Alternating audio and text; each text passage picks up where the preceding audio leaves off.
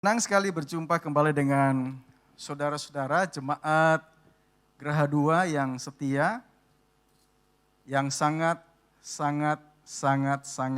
diberkati oleh Tuhan. Saudara mau berikan sorak-sorai yang paling meriah bagi Yesus Tuhan kita?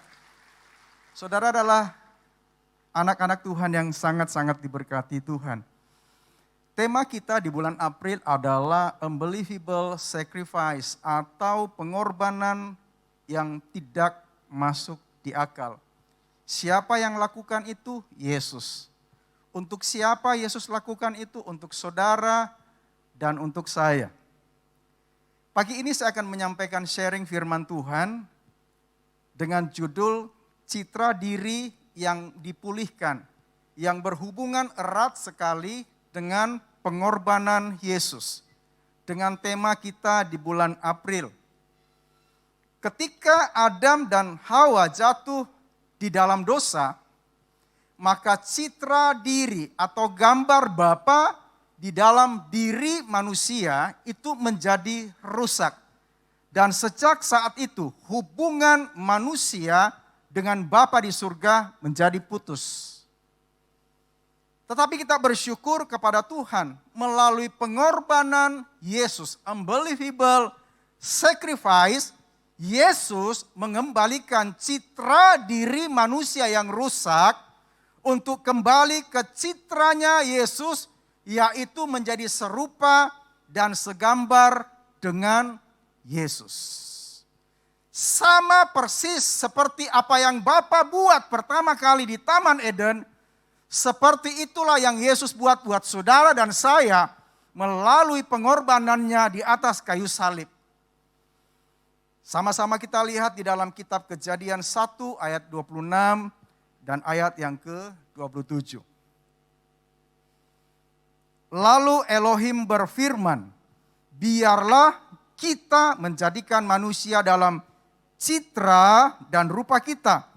Dan biarlah mereka berkuasa atas ikan di laut, atas burung di udara, atas ternak, atas seluruh bumi, dan atas segala binatang yang merayap di bumi. Ayat 27. Maka Elohim menciptakan manusia dalam citranya. Dalam citra Elohim mereka telah diciptakan laki-laki dan perempuan. Saudara, ayat 26 dituliskan biarlah kita. Siapa kita di sini? Bapa, Putra, dan Roh Kudus menjadikan manusia dalam citra dan rupanya. Ayat 27 dituliskan hal yang sama, maka Elohim menciptakan manusia dalam citranya. Saudara perhatikan baik-baik. Melalui Yesus, citra diri saudara dan saya dipulihkan menjadi serupa dan segambar dengan Yesus. Pagi ini kita akan belajar 3 hal. Ketika citra diri kita telah dipulihkan oleh Kristus, kita mengerti bahwa yang pertama, hidup saudara dan saya punya tujuan di dalam Kristus. Saudara dan saya punya purpose di dalam Kristus. Kalau saudara-saudara kita flashback dalam kehidupan kita yang lama, sebelum saudara dan saya terima anugerah Yesus, hidup kita dahulu itu seperti domba yang tersesat. Kita hidup semaunya. Kita hidup tanpa arah dan tujuan. Kita sedang tersesat saat itu.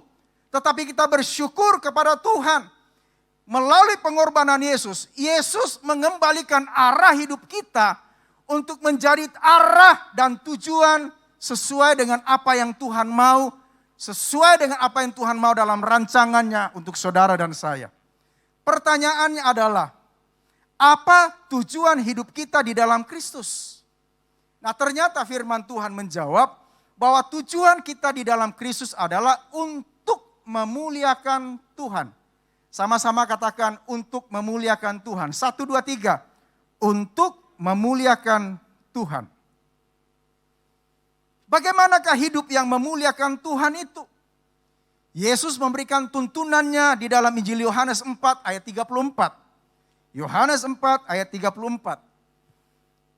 Makananku adalah bahwa aku dapat melakukan kehendak Dia yang telah mengutus aku serta menyelesaikan pekerjaannya. Jadi makanan sehari-hari Yesus ketika berada di bumi adalah melakukan kehendak Bapa dan menyelesaikan pekerjaan Bapa. Itulah yang Yesus kerjakan sehari-hari selama Yesus berada di bumi.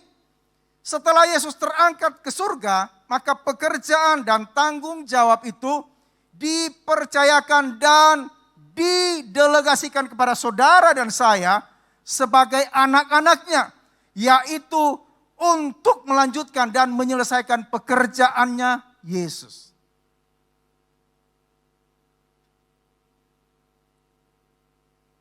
Apa saja pekerjaan Yesus yang harus kita kerjakan? Jawabannya sederhana sekali. Memberitakan kabar baik dalam bahasa sehari-harinya, bersaksi bagi jiwa-jiwa, menjangkau jiwa-jiwa bagi Kristus, menghasilkan buah bagi Kristus. Untuk apa itu? Supaya apa? Supaya multiplikasi jiwa-jiwa terjadi di gerejanya, pelipat gandaan jiwa-jiwa terjadi di gereja Tuhan saat ini. Ada beberapa orang yang bertanya kepada saya, Pastor, bagaimana caranya supaya multiplikasi jiwa-jiwa bisa terjadi di gereja kita? Saya jawab, jawabannya mudah. Sederhana sekali jawabannya. Kuncinya adalah mau atau tidak. Sederhana sekali. Kalau setiap warga surga yang ada di ibadah Geraha 2 ini yang jumlahnya kurang lebih mungkin hari ini sekitar 600 sampai 700 jiwa. Mau berkomitmen, sekali lagi mau berkomitmen untuk bersaksi bagi Kristus. Saya percaya dalam nama Tuhan Yesus, pelipat gandaan jiwa-jiwa pasti terjadi di Geraha 2. Saya berikan contoh yang sederhana sekali buat kita. Bukan hal-hal yang muluk-muluk. Jika setiap warga surga yang ada di Geraha 2 ini yang jumlahnya 600 sampai 700. Dalam 6 bulan masing-masing bawa 1 jiwa. Katakan sama-sama 6 bulan 1 jiwa. Angkat tangan saudara. 6 bulan 1 jiwa. Setiap kita bertanggung jawab dalam 6 bulan 1 jiwa. 6 bulan itu bukan waktu yang pendek. 180 hari. Saudara dan saya diberikan kesempatan untuk menyelesaikan pekerjaannya Yesus. Untuk menjangkau 1 jiwa. Maka di bulan Oktober saya menghitung, kita sekarang ada di bulan April. Di bulan Oktober tahun ini juga, jumlah bilangan jiwa-jiwa yang ada dan beribadah di Geraha 2 menjadi 1.200 jiwa. Penuh sampai di atas. Dan kalau itu dilanjutkan, dan kita ketemu di bulan April seperti bulan ini, maka jumlah bilangan jiwa-jiwa menjadi 2.400. Akan ada satu ibadah tambahan, yaitu ibadah Geraha 2+. Pastor Elisa akan mengatur jadwal ibadahnya. Haleluya. Pertanyaannya adalah, maukah saudara mengerjakannya? Maukah saudara terlibat di dalamnya? Kalau saudara mau mengerjakannya dan terlibat di dalamnya, saudara akan melihat dan mengalami pelipat gandaan jiwa-jiwa. Pasti terjadi di Geraha 2. Berikan kemuliaan yang paling meriah bagi Yesus Tuhan kita. Haleluya!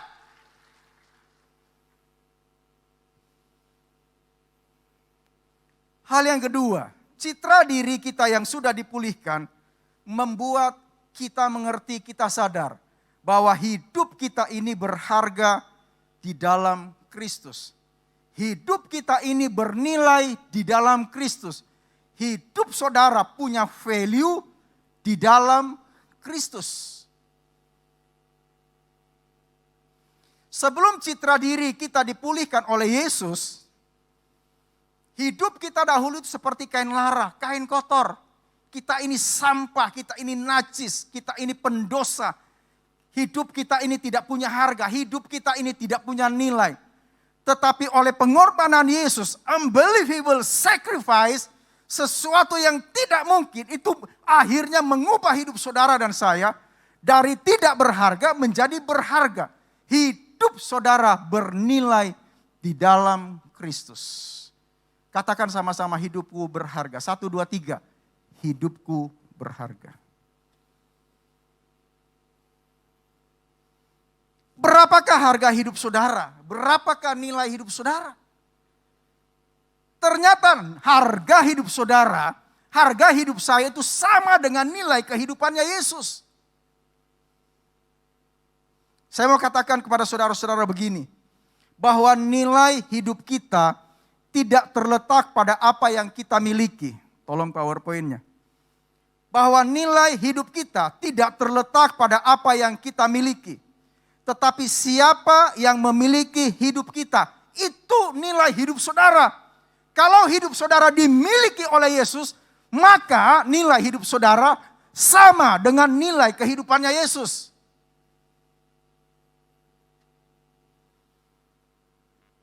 Saudara dengarkan ini. Kita ini sudah ditebus dari cara hidup kita yang sia-sia. Bukan dengan emas atau perak, tetapi dengan darah Yesus yang mahal. Tidak ada harga di atasnya lagi, sudah mentok saudara. Dan Yesaya 43 ayat 4 menjawabnya seperti ini. Sebab engkau berharga di mataku. Karena saudara dan saya berharga di matanya Tuhan. Yesus rela memberikan nyawanya untuk saudara dan saya. Karena saudara dan saya berharga di mata Tuhan. Sama-sama katakan amin. Saudara bukan hanya berharga di mata Tuhan, tapi firman Tuhan selanjutnya berkata, engkau dihormati dan aku mengasihimu. Yesus sangat mengasihi saudara. Sekarang kita mengerti, kita sadar bahwa hidup kita ini berharga. Hidup kita ini bernilai karena Kristus. Apakah setelah saudara dan saya mengetahui bahwa hidup kita ini berharga, hidup kita ini bernilai, kemudian kita hanya diam-diam saja dan tidak melakukan apa-apa? Tentu saja tidak. Ketika saudara tahu bahwa hidupmu bernilai, hidupmu berharga, saudara ingin melakukan sesuatu bagi Kristus.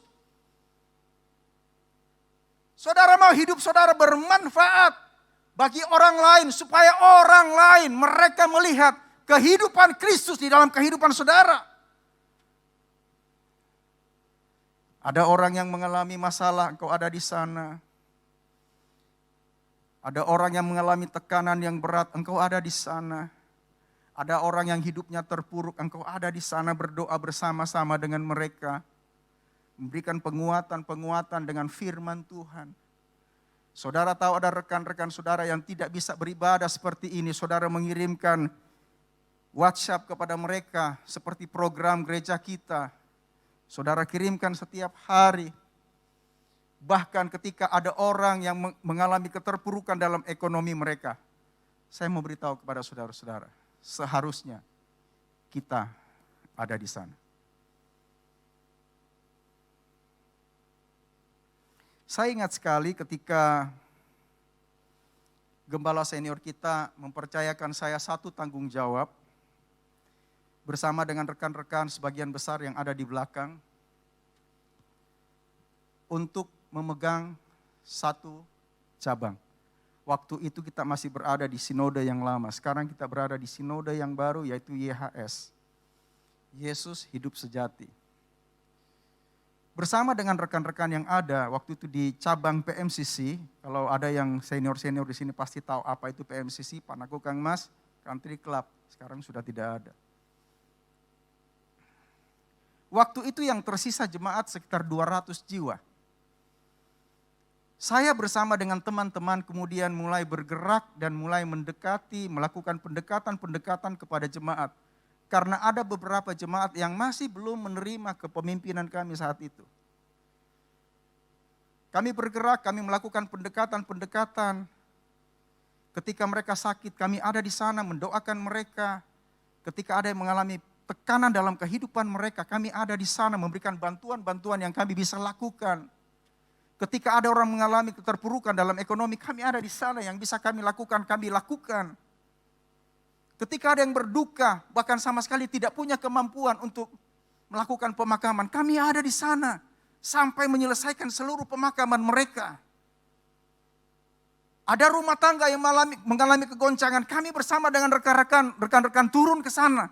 Memberikan penguatan-penguatan kepada mereka. Dan rumah tangga mereka dipulihkan satu-satu. Dan sesuatu yang luar biasa Tuhan buat. Terjadi pelipat gandaan. Dari minggu ke minggu, dari bulan ke bulan. Dari tahun ke tahun. Dan 7 tahun kepemimpinan saya.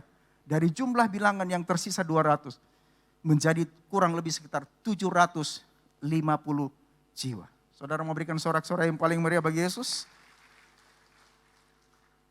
Kami tahu bahwa hidup kami ini berharga.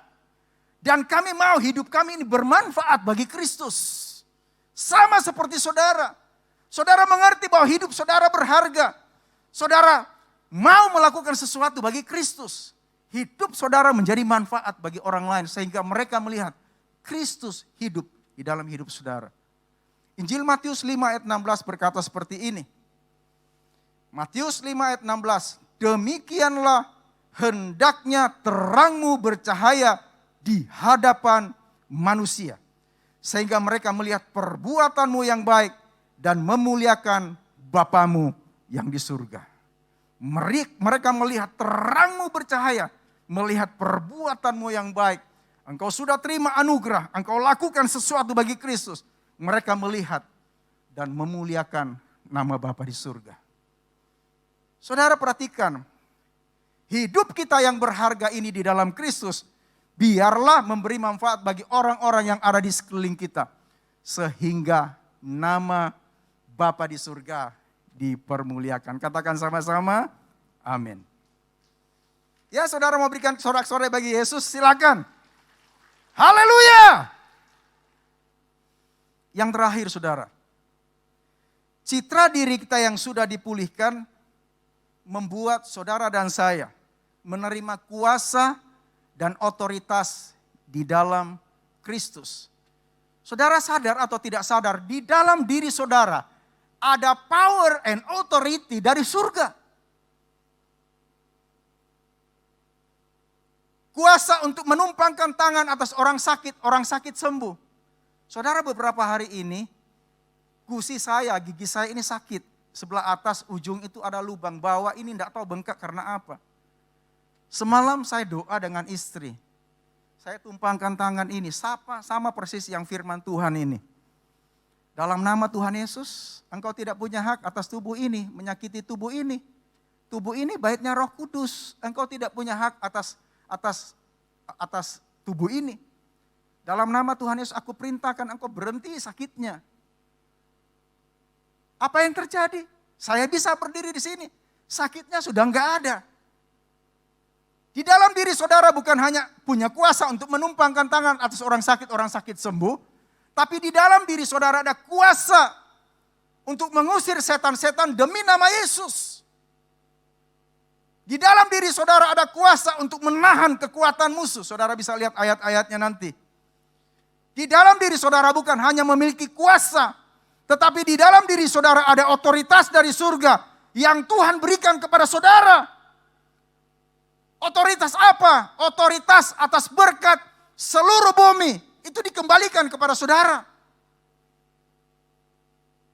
Ketika Yesus tergantung di atas kayu salib, Yesus berseru dengan suara nyaring. It is finished. Sudah selesai. Tetelestai. Sejak saat itu seluruh otoritas berkat bumi dikembalikan kepada manusia. Dikembalikan kepada saudara dan saya sebagai anak-anaknya. Perhatikan ini saudara. Saudara bukan hanya memiliki kuasa. Tetapi di dalam diri saudara. Di dalam diri saya. Kita adalah orang-orang yang sangat sekali lagi sangat diberkati oleh Tuhan. Berikan kemuliaan yang paling meriah bagi Yesus Tuhan kita. Haleluya.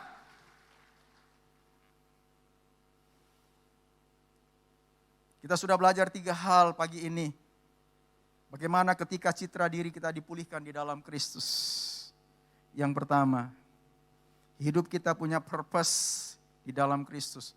Hidup kita punya tujuan, punya arah di dalam Kristus. Yang kedua, hidup kita punya value di di dalam Kristus. Kita ini berharga. Hidup kita bernilai di dalam Kristus. Dan yang ketiga, hidup kita memiliki power and authority di dalam Kristus. Hidup saudara dan saya memiliki kuasa dan otoritas di dalam Kristus.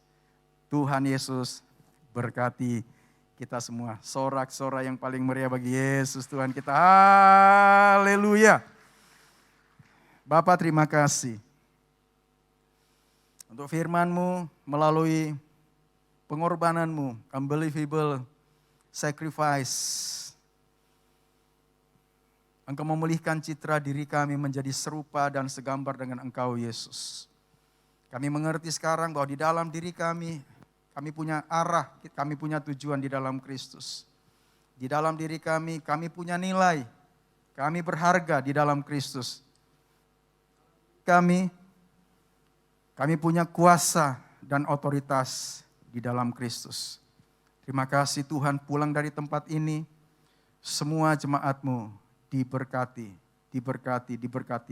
bahkan jadi alat bagi kemuliaan, bagi nama Tuhan. Terima kasih Tuhan, dalam Yesus Tuhan diberkati, katakan sama-sama, amin, haleluya.